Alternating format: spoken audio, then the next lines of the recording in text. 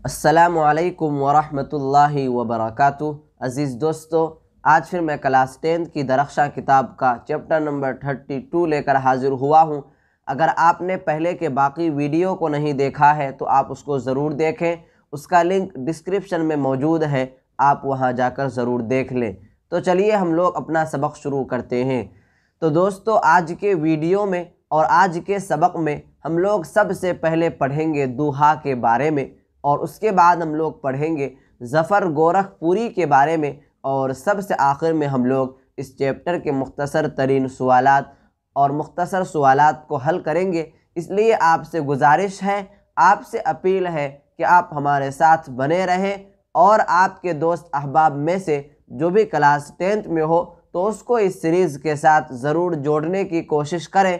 तो चलिए हम लोग अपना सबक शुरू करते हैं। दोहा हिंदी ज़बान की एक कदीम सिन्फ़ है। दोहा हिंदी ज़बान की एक कदीम सिन्फ़ है। इससे हमें ये मालूम हुआ कि दोहा ये हिंदी ज़बान का लफ्ज़ है। दोहा हिंदी ज़बान का लफ्ज़ है, लेकिन इसका इस्तेमाल उर्दू में भी होता है। दोहा हिंदी ज़बान का लफ्ज़ है, लेकिन ये दोहा उर्दू ज़बान में भी इस्तेमाल होता है। अब हम लोग पढ़ते हैं कि दोहा किसे कहते हैं, दोहा आखिर क्या चीज़ है, उसके बारे में हम लोग पहले पढ़ लेते हैं। दोहा, दोहे में दो मिसरे होते हैं। दोहे में दो मिसरे होते हैं। हर मिसरे में एक वक्फा होता है, यानी हर मिसरे में दो चरण होता है। वक्फा से पहले वाला हिस्सा सिम चरण और बाद वाला हिस्सा विषम चरण कहलाता है। दोहे में दो मिसरे होते हैं। हर मिसरे में एक वक्फा होता है, यानी हर मिसरे में दो चरण होता है। वक्फा से पहले वाला हिस्सा सिम चरण और बाद वाला हिस्सा विषम चरण कहलाता है। मैं आपको ये बात पहले बतला दूं कि मिसरा किसे कहते हैं, वक्फा किसे कहते हैं। पहले आप इसको समझ लीजिए। देखिए, ये 4 लाइन आपको दिख रहा है। इस 4 लाइन को एक शेर कहते हैं। चारों लाइन को एक शेर कहते हैं।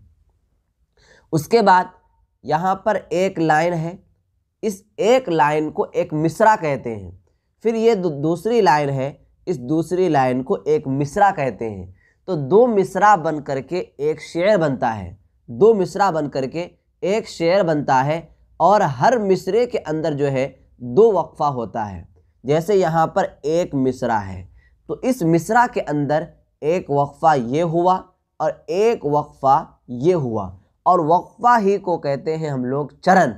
तो ये हो गया वक्फा। इस वक्फा से पहले को हम कहेंगे सिम चरण और इसको कहेंगे विषम चरण।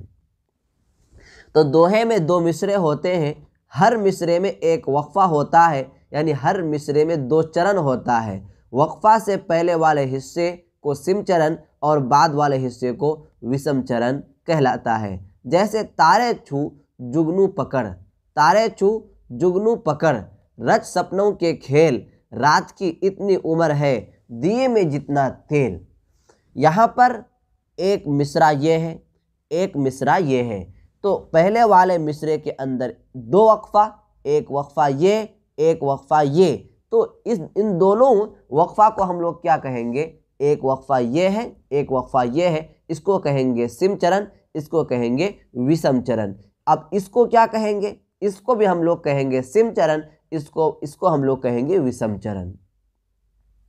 अब हम लोग पढ़ेंगे ज़फ़र गोरखपुरी के बारे में कि इनके हालात क्या गुजरे, ये कब पैदा हुए, इनकी वफ़ात कब हुई, ये दुनिया में रह कर के कौन कौन से किताब लिखे। तो चलिए हम लोग इसी के बारे में पढ़ लेते हैं। ज़फ़र गोरखपुरी की पैदाइश 5 मई 1935 ईस्वी को गोरखपुर में हुई। ज़फ़र गोरखपुरी की पैदाइश 5 मई 1935 ईस्वी को गोरखपुर में हुई। तो उनकी पैदाइश कहाँ हुई, तो जवाब होगा गोरखपुर में उनकी पैदाइश हुई। कब उनकी पैदाइश हुई, तो जवाब होगा 5 मई 1935 ईस्वी को उनकी पैदाइश हुई। ज़फ़र गोरखपुरी की शायरी के 7 मजमुए शाये हो चुके हैं। ज़फ़र गोरखपुरी की शायरी के 7 किताबें, 7 मजमुए शाये हो चुके हैं, यानी 7 किताबें तैयार हो चुके हैं। पहली किताब का नाम तीशा, पहली किताब का नाम क्या है? तीशा। दूसरी किताब का नाम है वादिये सिंह, वादिये सिंह। तीसरी किताब का नाम है गोखरो के फूल, गोखरो के फूल। चौथी किताब का नाम है चिरागे चश्मतर, चिरागे चश्मतर। पांचवी किताब का नाम है आर पार का मंजर। और छठी किताब का नाम है ज़मीन के करीब, ज़मीन के करीब। और सातवीं किताब का नाम है हल्की ठंडी हवा, हल्की ठंडी हवा। तो ज़फ़र गोरखपुरी की शायरी की 7 किताबें अब तक तैयार हो चुकी हैं। पहली किताब का नाम तेशा, दूसरी किताब का नाम वादिये सिंह, तीसरी किताब का नाम गोखरो के फूल, चौथी किताब का नाम है चिरागे चश्मतर, पांचवी किताब का नाम है आर पार का मंजर, छठी किताब का नाम है ज़मीन के करीब, सातवीं किताब का नाम है हल्की ठंडी हवा। बच्चों के लिए 2 मजमूए शाये हुए हैं, बच्चों के लिए 2 मजमूए शाये हुए हैं। एक का नाम नाच रे चिड़िया, नाच रे चिड़िया, और दूसरी किताब का नाम है सच्चाइयाँ। अगर क्वेश्चन आ जाए, सवाल आ जाए कि ज़फ़र गोरखपुरी ने बच्चों के लिए जो किताबें लिखे हैं उनका नाम बताइए, तो आप बताएंगे नाच रे गुड़िया और दूसरी किताब का नाम है सच्चाइयाँ। अब हम लोग बढ़ते हैं इस चैप्टर के मुख्तसर तरीन सवालात के तरफ, जिसमें सवाल नंबर 1 में है कि ज़फ़र गोरखपुरी की पैदाइश कब हुई? ज़फ़र गोरखपुरी की पैदाइश कब हुई? तो जवाब होगा ज़फ़र गोरखपुरी की पैदाइश 1935 ईस्वी में हुई। ज़फ़र गोरखपुरी की पैदाइश कब हुई? तो जवाब होगा 1935 ईस्वी को उनकी पैदाइश हुई। सवाल नंबर 2 में है ज़फ़र गोरखपुरी की पैदाइश किस रियासत में हुई? किस रियासत में उनकी पैदाइश हुई? तो जवाब होगा ज़फ़र गोरखपुरी की पैदाइश रियासत उत्तर प्रदेश में हुई, रियासत उत्तर प्रदेश में ज़फ़र गोरखपुरी की पैदाइश हुई। सवाल नंबर 3 में है ज़फ़र गोरखपुरी की शायरी की सबसे बड़ी खुसूसियत क्या है? ज़फ़र गोरखपुरी की शायरी की सबसे बड़ी खुसूसियत, सबसे बड़ी खासियत क्या है?